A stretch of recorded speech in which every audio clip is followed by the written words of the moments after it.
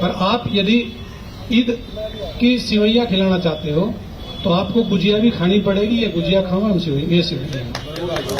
इस वक्त की बड़ी खबर सामने आ रही है संभल से। दरअसल आपको बता दें कि संभल के सिंघम यानी कि सीओ अनुज चौधरी ने बड़ा बयान दे दिया है, जिसके बाद से एक बार फिर से सियासी तापमान काफी ज्यादा तेज हो चुका है।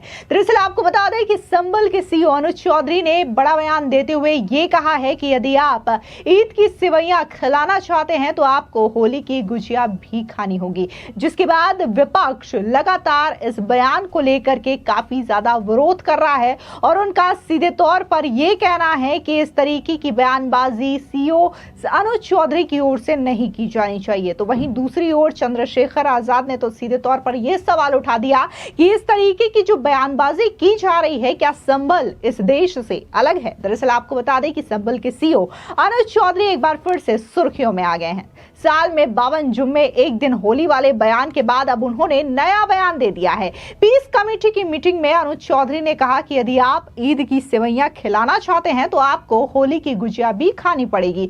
जिसके बाद से विपक्ष एक बार फिर से मैदान में उतर चुका है और उन्होंने सीओ अनुज चौधरी के इस बयान की आलोचना की है। ऐसे में जो संभल में पीस कमेटी की बैठक की गई है, इसमें क्या कुछ सीओ अनुज चौधरी की ओर से कहा गया है, आप भी सुनिए। पहले तो आप सभी को ईद की और नवरात्र अपनी जिम्मेवारी ढंग से निभाएं।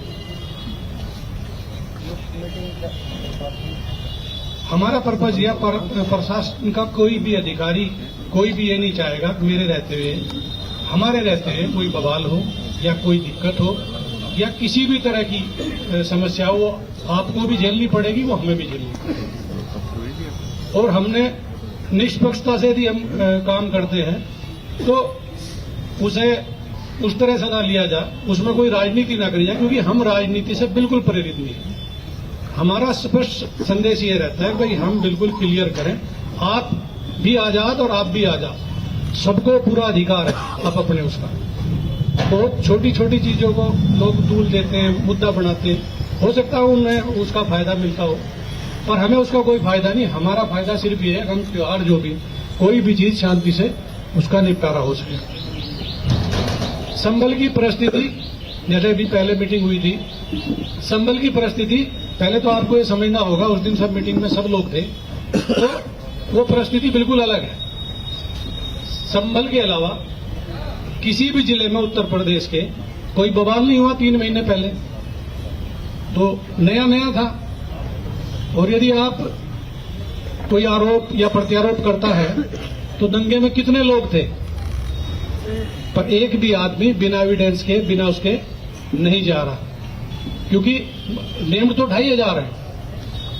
तो यहां भी ऐसा नहीं है कि भाई किसी के साथ गलत किया जा रहा हो, एक एक चीज देख के की जा रही है, उसको दिखाया जा रहा है, तेरा फोटो है, तेरा ये है, तेरा ये है। यदि नहीं तो क्या आप इस चीज को मानते हो कि भाई हर आदमी, यदि कैमरे में फोटो 20 आदमी के आ सकते हैं, 50 के, 100 के आ सकते हैं, जो पीछे भीड़ है उसके फोटो कैमरे में आ जाएंगे क्या? सब तो नहीं आ सकते ना कैमरे में। तो ऐसे कितने लोग हैं जो वहां थे, तो उस पर तो हमने तो ऐसा नहीं करा कि भाई आइडिया लगा के उठा के बंद कर दिया। सबका ध्यान रखा जा रहा है। और जो पक्षपात का जो आरोप लगाते हैं या जो भी लगा रहे हैं, हमारा मकसद ये है भाई हर आदमी स्वतंत्र है, वो अपने तरीके से अपने त्योहार को मनाने के लिए स्वतंत्र है। मैं उस चीज को दोबारा नहीं दोहराना चाहूंगा अगर भाई मैंने क्या कहा था, पर किसी भी एक आदमी ने यदि मेरा वक्तव्य इतना गलत था तो वो उसे हाई कोर्ट में, सुप्रीम कोर्ट में क्यों चैलेंज नहीं किया, मुझे सजा करवाते। यदि मेरा वक्तव्य इतना गलत था, क्योंकि मैंने कुछ गलत, मतलब हर चीज दोनों धर्म के लिए बराबर बोली, और यही उद्देश्य रहता है हमेशा। अगर भाई हम अपने जहां हम रहे, हम वहां कोई इस तरह की शांति व्यवस्था भंग ना हो, तो आप सब विश्वास के साथ रहें भाई, ऐसा कोई किसी के साथ कुछ वो नहीं होगा, पर हर आदमी को अपना अपना अधिकार है। पर आप यदि ईद की सिवैयाँ खिलाना चाहते हो तो आपको गुजिया भी खानी पड़ेगी। ये गुजिया खाओ, हम ये सिवैयाँ, तो दोनों पक्ष खाओ। पर यहाँ गड़बड़ हो जाती है, जहाँ एक पक्ष खाने को तैयार, दूसरा खाने का, तो यहाँ भाईचारा खत्म हो जाए। हम स्पष्ट मतलब बोल रहे हैं कुछ भी है, तो ये चीज नहीं है। हम नेतागिरी नहीं कर रहे हैं, ना हमें नेतागिरी का हमारा कोई इरादा है, कम नेतागिरी करेंगे। हर आदमी अब अपने तरीके से पेश कर रहा है, कौन कैसे पेश कर रहा है क्या नहीं। तो आप सबको मेरी तरफ से बहुत बहुत शुभकामनाएं। आपका जुम्मा और आपकी ईद बहुत अच्छे से गुजरेगी। इसी तरह रामनवमी भी है। सभी त्योहार हमें बहुत अच्छे से कराने हैं। संबल प्रशासन में जो हमारे सीनियर हैं, कप्तान साहब हैं, डीएम साहब हैं और हमारे जितने उच्च अधिकारी हैं शासन स्तर से, हमें सिर्फ सीधा निर्देश यही आता है कि भाई आप बिल्कुल शांति प्रिय होना चाहिए, कुछ यहाँ कुछ नहीं होना चाहिए। उसमें कोई ऐसा निर्देश नहीं आता कि हम वहां शांति भंग करें। हमारा मतलब है शांति बनी रहे। तो मैं अपनी बात को यही खत्म करता हूँ। धन्यवाद। और यदि किसी को भी जो संबंधित है, आपकी समस्याएं जो यहाँ नोट कर ली गई, इनफैक्ट पुलिस से संबंधित है पुलिस, और प्रशासन नगर पालिका संबंधित है नगर पालिका, बिजली विभाग से संबंधित है, तो सबसे हम बात कर लेंगे और उससे पहले इन सबका निस्तारण करा देंगे। जय हिंद, जय भारत। इसके अलावा संबल की एसडीएम वंदना मिश्रा का बयान भी सामने आया है। उन्होंने साफ तौर से इस पीस कमेटी की बैठक को लेकर के कहा है कि जो त्योहार हैं वो शांतिपूर्ण तरीके से किए जाए।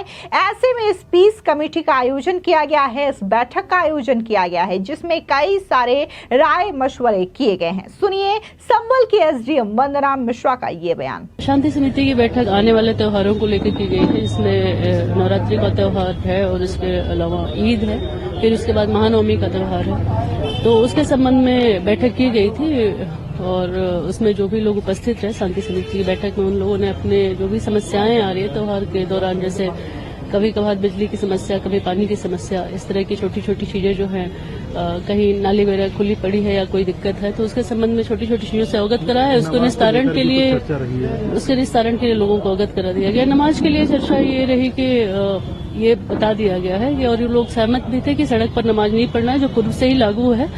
और इसके अलावा माइक लाउड स्पीकर के प्रयोग के अनुमति की बात हो रही थी, तो उसको डिनाई कर दिया गया है कि अभी तो इस तरह कोई विचार नहीं किया जा रहा है। और इसके अलावा लोगों ने कहा कि छतों पर नमाज पढ़ने की जो मस्जिद के आसपास का है, तो उसमें कहा गया है कि इस तरह की अनुमति देने से पहले इसकी जांच करा ली जाएगी। अगर लगता है कि इसमें किसी भी तरह की कोई अनहोनी होने की संभावना है, तो इस तरह की अनुमति हम नहीं दे पाएंगे। हालांकि ऐसा पहली बार नहीं हुआ है जब संबल के सीओ अनुज चौधरी का ये बयान सुर्खियों में रहा हो। इससे पहले भी उन्होंने कई बार बयानबाजी की है, जो कि लगातार चर्चा का विषय बनी रही है। और इसको लेकर के बकायदा मुख्यमंत्री योगी आदित्यनाथ भी उनके समर्थन में उतर चुके हैं। लेकिन इस बार उन्होंने ईद के मौके पर बड़ा बयान दिया, जिसके बाद एक बार फिर से विपक्ष जो है वो आलोचना करता हुआ दिखाई दे रहा है। दरअसल आपको बता दें कि विपक्षी नेता चंद्रशेखर आजाद ने साफ तौर से ये कहा कि ये त्योहार है और किसे कैसा मनाना चाहिए ये कोई अधिकारी डिसाइड नहीं करेगा। और उन्होंने ये तक कहा कि क्या संबल इस देश में अलग है। सुनिए चंद्रशेखर आजाद का ये बयान। पूरे देश से संबल शायद अलग है और संबल का एडमिनिस्ट्रेशन और संबल के सिचुएशन को ध्यान में रखते हुए अगर कोई चर्चा हुई है और उस पर सहमति हुई है, जनता का क्या कहना है, वहां जिन लोगों को ऑर्डर किए गए उनका क्या कहना है, वो क्या चाहते हैं, मैं आपसे पूछ रहा हूं। जिन लोगों को ये कहा गया है वो उनका क्या रुख है, वो क्या चाहते हैं, उन्होंने सहमति जाहिर की है, असहमति जाहिर की है, मैं आपसे पूछ रहा हूं। उन्होंने सहमति जाहिर की है, असहमति जाहिर की? एसडीएम का कहना है कि बातचीत हो गई है और अब बातचीत होगी, अच्छी बात है। आप कल्पना कीजिए कि ऐसे समय में जहां इस तरह का माहौल हो, वहां उनके उदार हृदय की हम लोगों को सम्मान करना चाहिए कि वो सिचुएशन को ध्यान में रखते हुए अपने आयोजन, अपने त्योहार को भी सब चीजों को समझते। चाहे होली पे उन्होंने अपने नमाज के समय को पीछे किया, चाहे ये जो है अब उन्होंने जो है चीजों को संभालते हुए और प्रशासन की बात को स्वीकार किया, उस पर सहमति दी हो। मैं उनका धन्यवाद देता हूं कि वो लोकतंत्र, संविधान और अमन चैन बनाने में अपना योगदान दे रहे हैं।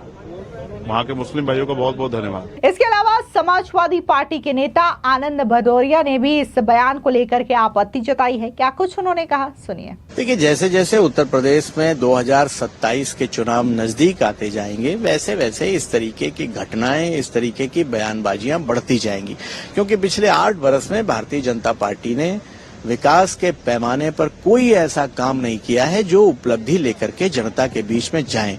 अगर बेरोजगार नौजवान नौकरी मांगने के लिए लखनऊ आया है तो उसे लाठी मिली है, कोई परीक्षा आयोजित हुई है तो पेपर लीक हुआ है, किसानों की गन्ने की कीमत नहीं बढ़ी, 400 रुपए के आसपास सुनने में आ रहा था कीमत बढ़ेगी, लेकिन 500 रुपए गन्ने की कीमत बढ़नी चाहिए। कोई कीमत नहीं बढ़ाई गई, भुगतान अलग से हो नहीं पा रहा है किसानों का। कहीं ना कहीं महंगाई आसमान छू रही है, रोजमर्रा की जरूरतों के दाम बढ़ रहे हैं, डीजल पेट्रोल आसमान छू रहा है।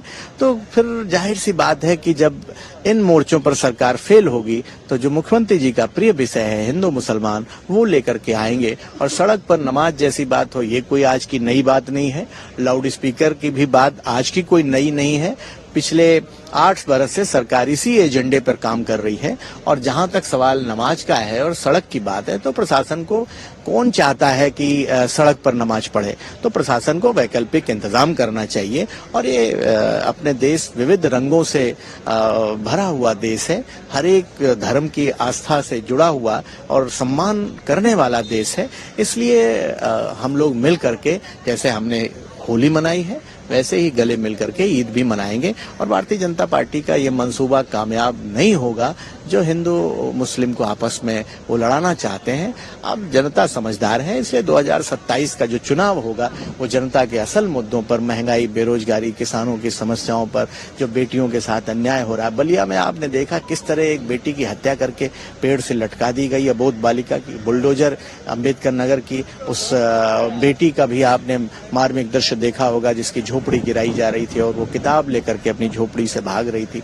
तो ये कहीं ना कहीं जो असल मुद्दे हैं जिन पर उत्तर प्रदेश का चुनाव होगा, बीजेपी के इस कम्युनल एजेंडे पर 2027 का चुनाव नहीं होने जा रहा है। दरअसल आपको बता दें कि पिछले साल 24 नवंबर को संबल कोर्ट के आदेश पर मस्जिद सर्वेक्षण के दौरान हुई हिंसा के बाद उन्होंने बयान दिया था कि हम पुलिस में मरने के लिए थोड़ी भर्ती हुए हैं, हमारा भी परिवार है, बच्चे हैं। इसके बाद उन्होंने इसी महीने होली और जुम्मे से जुड़ा बड़ा बयान दिया था। उन्होंने कहा था कि अगर होली के रंग से किसी का धर्म भ्रष्ट होता है तो वो घर से ना निकले, रंग लग जाने से कोई छोटा बड़ा नहीं होता।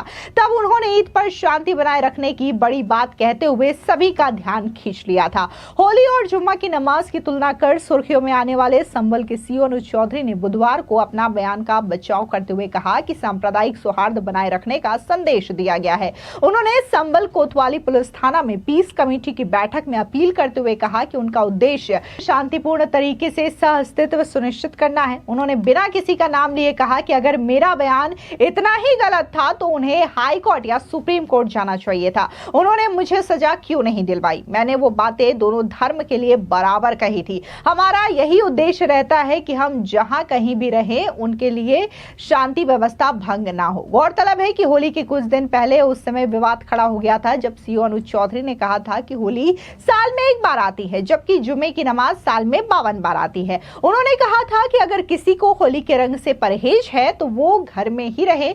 उनसे साफ कहा जाए कि किसी की मंशा को ठेस पहुंचाना नहीं बल्कि सामाजिक संदेश देना था। आपको बता दें जिस तरीके से उनका बयान काफी ज्यादा सुर्खियों में रहा था, इस बयान को लेकर के जब मुख्यमंत्री योगी आदित्यनाथ से बात की गई तो उन्होंने भी बकायदा संबल के सीओ अनुज चौधरी का समर्थन किया था और ये कहा था चूंकि जो सीओ हैं अनुज चौधरी वो पहलवान रह चुके हैं, ओलंपिक में भी उन्होंने देश को रिप्रेजेंट किया है। ऐसे में वो जो बात बोलते हैं वो खड़ी बात बोलते हैं, कुछ लोगों को पसंद नहीं आती है, लेकिन वो जाहिर तौर पर समाज को सिर्फ और सिर्फ एक संदेश ही दे रहे थे। फिलहाल इस पूरी खबर पर आपकी क्या राय है कमेंट सेक्शन में जरूर बताएं। धन्यवाद।